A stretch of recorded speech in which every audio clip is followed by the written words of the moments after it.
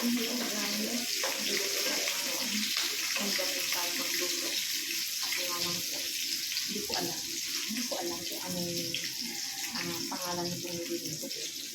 Kasi parang hindi ko alam kung anong luto to. Eksperimento lang pa. Eksperimento to. Ganito yung mga ginagawa ng mga OFW na gustong makapagin ng gulay ba? Yeah. Mag-experiment na kung ano ayan. Inisa ko muna yung gulay ng carrots.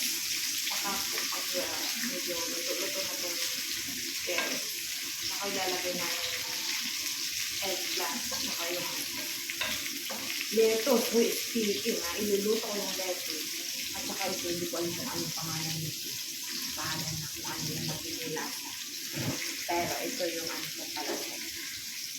Oyster sauce. Ayan. O baka naman. Ha? Sabi mo ako ano ng model ng ano yung oyster sauce ba?